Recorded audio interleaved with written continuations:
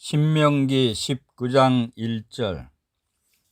내 하나님 여호와께서 이 여러 민족을 멸절하시고 내 하나님 여호와께서 그 땅을 내게 주심으로 내가 그것을 받고 그것의 성읍과 가옥에 거주할 때 내 하나님 여호와께서 내게 기업으로 주신 땅 가운데서 새 성읍을 너를 위하여 구별하고 내 하나님 여호와께서 내게 기업으로 주시는 땅 전체를 세 구역으로 나누어 길을 닫고 모든 살인자를 그 성읍으로 도피하게 하라. 살인자가 그리로 도피하여 살만한 경우는 이러하니 곧 누구든지 본래 원한이 없이 부지중에 그의 이웃을 죽인 일, 가령 사람이 그 이웃과 함께 벌목하러 살림에 들어가서 손에 도끼를 들고 벌목하려고 찍을 때에도 도끼가 자루에 빠져 그의 이웃을 맞춰 그를 죽게 함과 같은 것이라. 이런 사람은 그 성읍 중 하나로 도피하여 생명을 보존할 것이니라. 그 사람이 그에게 본래 원한이 없으니 죽이기에 합당하지 아니하나 두렵건대 그 피를 보복하는 자의 마음이 복수심에 불타서 살인자를 뒤쫓는데 그 가는 길이 멀면 그를 따라잡아 죽일까 하노라. 그러므로 내가 네게 명령하기를 새 성읍을 너를 위하여 구별하라 하노라. 네 하나님 여호와께서 내 조상들에게 맹세하신 대로 내 지경을 넓혀 내 조상들에게 주리라고 말씀하신 땅을 다 내게 주실 때 또 너희가 오늘 내가 너희에게 명하는 이 모든 명령을 지켜 행하여 네 하나님 여호와를 사랑하고 항상 그의 길로 행할 때에는 이 셋 외에 새 성읍을 더하여 네 하나님 여호와께서 내게 기업으로 주시는 땅에서 무죄한 피를 흘리지 말라. 이같이 하면 그의 피가 네게로 돌아가지 아니하리라. 그러나 만일 어떤 사람이 그의 이웃을 미워하여 엎드려 그를 기다리다가 일어나 상처를 입혀 죽게 하고 이 한 성읍에 도피하면 그 본 성읍 장로들이 사람을 보내어 그를 거기서 잡아다가 보복자의 손에 넘겨 죽이게 할 것이라. 내 눈이 그를 긍휼히 여기지 말고 무죄한 피를 흘린 죄를 이스라엘에서 제하라. 그리하면 내게 복이 있으리라. 네 하나님 여호와께서 내게 주어 차지하게 하시는 땅 곧 내 소유가 된 기업의 땅에서 조상이 정한 내 이웃의 경계표를 옮기지 말지니라.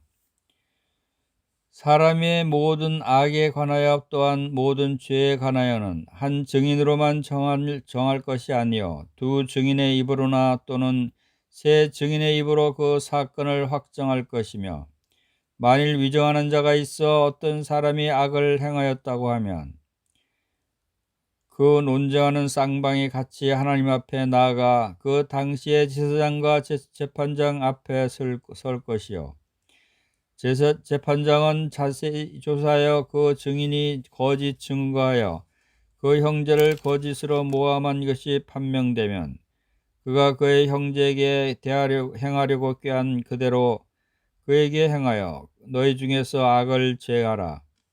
그리하면 그 남은 자들이 듣고 두려워하여 다시는 그런 악을 너희 중에서 행하지 아니하리라. 내 눈이 긍휼히 여기지 말라. 생명에는 생명으로, 눈에는 눈으로, 이에는 이로, 손에는 손으로, 발에는 발로이니라. 20장 1절. 내가 나가서 적군과 싸우려 할 때 말과 병과 백성이 너보다 많음을 볼지라도 그들을 두려워하지 말라. 애굽 땅에서 너를 인도하여 내신 내 하나님 여호와께서 너와 함께 하시느니라. 너희가 싸울 곳에 가까이 가면 제사장은 백성에게 나아가서 고하여 그들에게 말하여 이르기를 이스라엘아 들으라. 너희가 오늘 너희의 대적과 싸우려고 나와왔으니 마음에 겁내지 말며 두려워하지 말며 떨지 말며 그들로 말미암아 놀라지 말라. 너희 하나님 여호와는 너희와 함께 행하시며 너희를 위하여 너희 적군과 싸우시고 구원하실 것이라 할 것이며 책임자들은 백성에게 말하여 이르기를 새 집을 건축하고 낙성식을 행하지 못한 자가 있느냐. 그는 집으로 돌아갈지니 전사하면 타인이 낙성식을 행할까 하노라.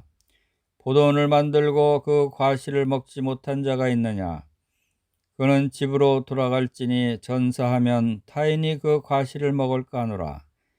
여자와 약혼하고 그와 결혼하지 못한 자가 있느냐? 그는 집으로 돌아갈지니 전사하면 타인이 그를 데려갈까 하노라 하고, 책임자들은 또 백성에게 말하여 이르기를, 두려워서 마음이 허약한 자가 있느냐? 그는 집으로 돌아갈지니 그의 형제들의 마음도 그의 마음과 같이 낙심될까 하노라 하고, 백성에게 이르기를, 마친 후에 군대의 지휘관들을 세워 무리를 거느리게 할지니라.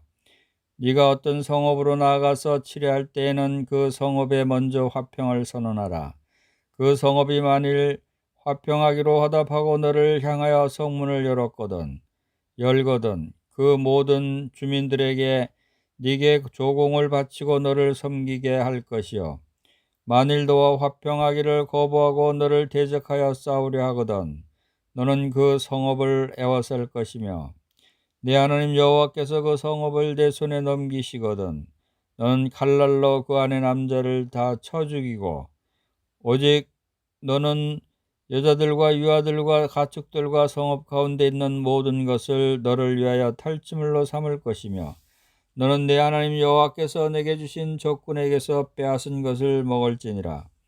네가 내게서 멀리 떠난 성읍들 곧 이 민족들에게 속하지 아니한 성읍들에게는 이같이 행하려니와, 오직 내 하나님 여호와께서 내게 기업으로 주시는 이 민족의 성읍에서는 호흡 있는 자를 하나도 살리지 말지니, 곧 헷 족속과 아모리 족속과 가나안 족속과 브리스 족속과 휘 족속과 여부스 족속을 내가 진멸하되 내 하나님 여호와께서 내게 명령하신 대로 하라.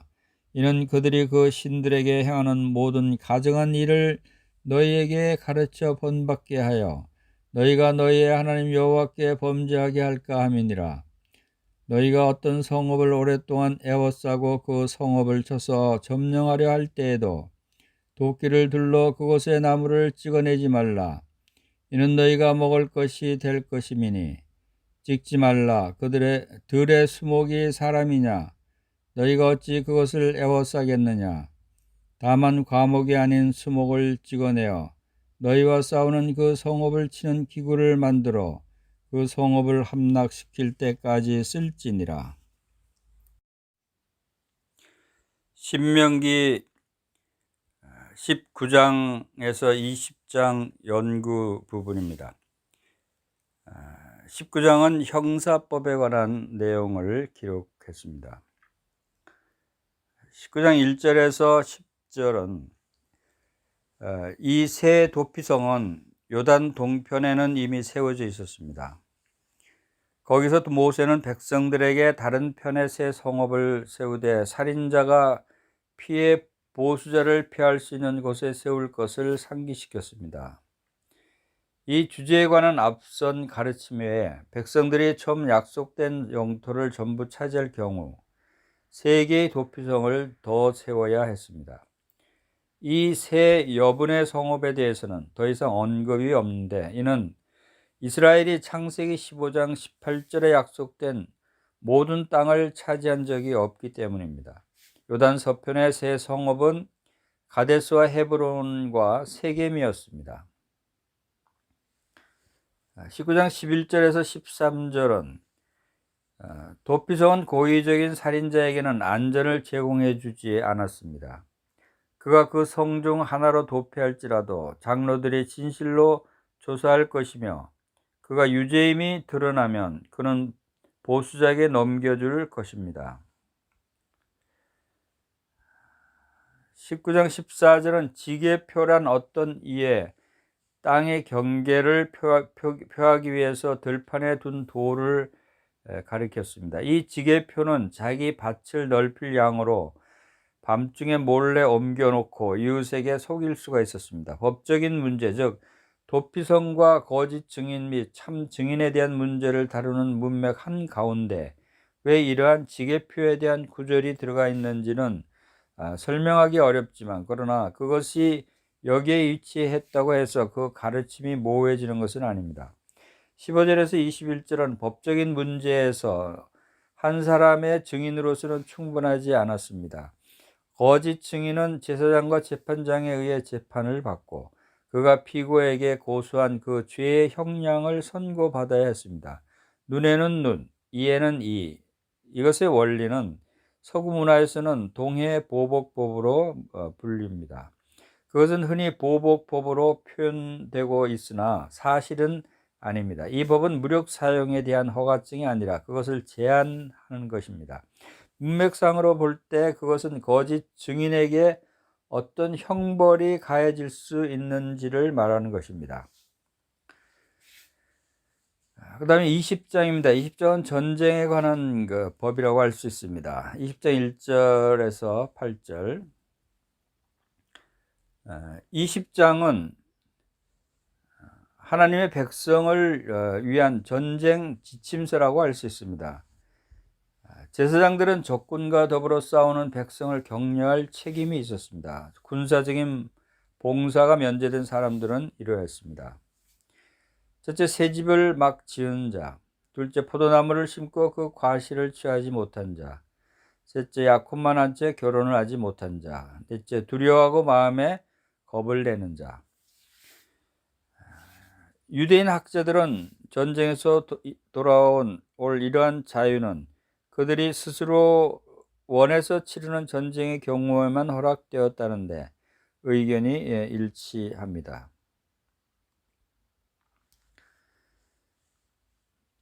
하나님의 명령에 의해 치러진 아말렉 및 가나안 족속과의 전쟁에는 예외가 없이 모두가 전쟁에 나가야 했습니다. 20장 9절에서 20장 9절 내용은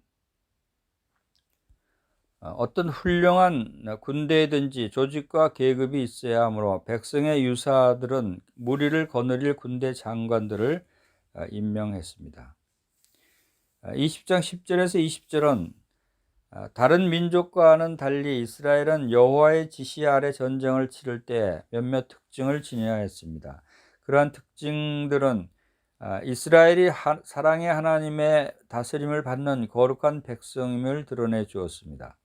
백성은 필연적이었지만 전쟁은 필연적이었지만 그러나 여호와께서는 전쟁을 일으키는 요인인 악을 다스리고자 하셨습니다.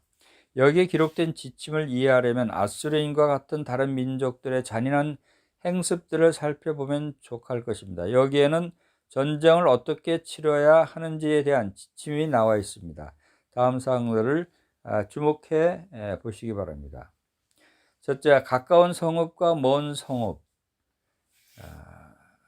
그 땅 안에 있는 성읍들은 완전히 타락하여 곧 멸망할 위험에 처해 있습니다.